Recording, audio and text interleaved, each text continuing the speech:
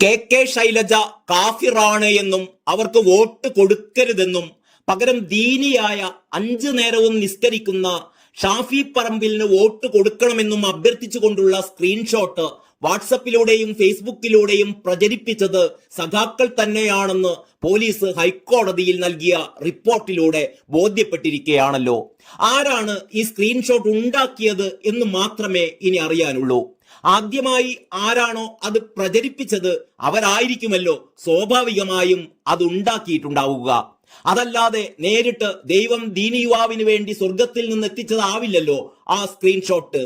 അപ്പോൾ അക്കാര്യത്തിനും ഏതാണ്ടൊക്കെ ഒരു തീരുമാനമായി എന്ന് പറയാം.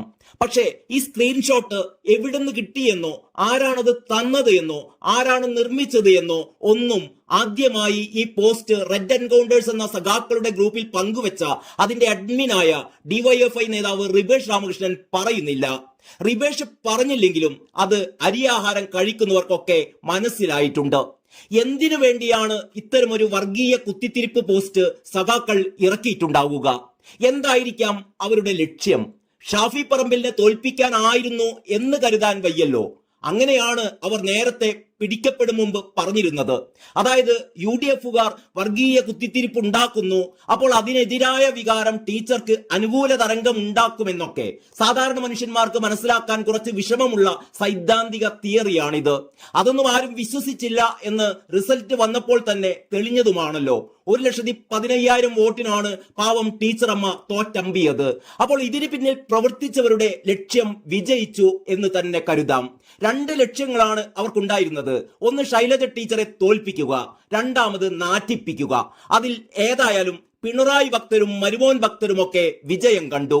കോഴിക്കോട് ജില്ലാ സെക്രട്ടറി പി മോഹനം മാഷിന്റെ ഭാര്യയും മുൻ MLA ഒക്കെ ആയിരുന്ന കെ ലതിക ഉൾപ്പെടെയുള്ളവരാണ് പാവം ശൈലജ ടീച്ചറെ കുരുതി കഴിക്കാനുള്ള ഈ പോസ്റ്റ് ചറപറ വൈറലാക്കിയതെന്ന് ആലോചിക്കുമ്പോൾ ഈ പാർട്ടിയെ കുറിച്ച് എന്ത് അതിശയമേ എന്ന് പാടാനല്ലേ നമുക്കൊക്കെ കഴിയൂ. ശൈലജ ടീച്ചർക്ക് എന്തായാലും കാര്യം മനസ്സിലായി. പക്ഷേ ടീച്ചർ അമ്മക്ക് എല്ലാം അങ്ങനെ പുറത്തു പറഞ്ഞുകൂടല്ലോ. എങ്കിലും പറഞ്ഞു ലതിക ചെയ്തത് ശരിയായില്ല എന്ന്.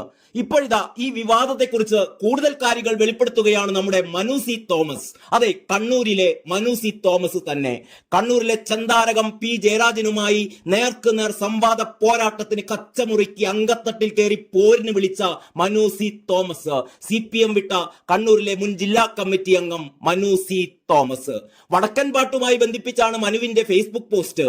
പി ജയരാജനും സഹോദരി പി സതീദേവിയും തോറ്റിടത്ത് ശൈലജയെ തോൽപ്പിക്കാൻ പൂഴിക്കടകനെന്നാണ് മനുവിന്റെ പരിഹാസം. ചതിയുടെ പുതിയ കഥയാണ് ഇത് എന്നും വിനാശകാലെ വിപരീത ബുദ്ധി എന്നും പോസ്റ്റിൽ പരാമർശമുണ്ട്. ആ പോസ്റ്റിന്റെ പൂർണ്ണരൂപം ഇങ്ങനെയാണ്: കാഫിർ. വടക്കൻ പാട്ടിൽ ചതിയുടെ പുതിയൊരു കഥ കൂടി പാണന്മാറിനി പാടി നടക്കും. പെങ്ങള് ജയിക്കാ പോരതിലൊന്നിൽ ഈ ആങ്ങള വീണോരംഗത്തട്ടിൽ ഉണ്ണിയാർച്ചയെ തോൽപ്പിക്കാനായൊരു പൂഴിക്കടകൻ ഇറക്കിയതല്ലോ വിനാശകാലെ വിപരീത ബുദ്ധി. ചിന്തിക്കുന്നവർക്ക് ദൃഷ്ടാന്തമുണ്ട് എന്നും കൂടി പറഞ്ഞാണ് മനു തോമസ് ഈ ഫേസ്ബുക്ക് കുറിപ്പ് അവസാനിപ്പിക്കുന്നത്. ചിന്തിക്കുന്നവർക്കുള്ള ദൃഷ്ടാന്തങ്ങൾ പലതാണ്. കേരളത്തിന്റെ ഭാവി മുഖ്യമന്ത്രിയാവാൻ ഇപ്പോഴേ മേക്ക് ഓവർ ചെയ്ത് സുന്ദരക്കുട്ടപ്പനായി സൂപ്പർ മുഖ്യമന്ത്രിയായി അഭിരമിക്കുന്ന മരുമോന് മുന്നിൽ ആദ്യത്തെ എതിരാളിയെ വകവരുത്താനുള്ള, വെട്ടി നിരത്താനുള്ള കൊട്ടേഷനായിരുന്നു ആ സ്ക്രീൻഷോട്ട്. അതാണിപ്പോൾ തിരിച്ചടിച്ചത്. എന്ത് ചെയ്യാനാണ്? വരാനുള്ളത് വഴിയിൽ തങ്ങില്ല എന്നല്ലേ പറയാറുള്ളത്.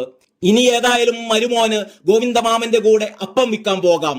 തൽക്കാലം സഖാക്കൾക്ക് ഈ വക കാര്യങ്ങളിലൊക്കെ ഇത്തിരി കൂടി ബുദ്ധി നൽകണമേ എന്ന് സകലമാന ദൈവങ്ങളോടും പ്രാർത്ഥിച്ചുകൊണ്ട് നിർത്തട്ടെ. നന്ദി, നമസ്കാരം.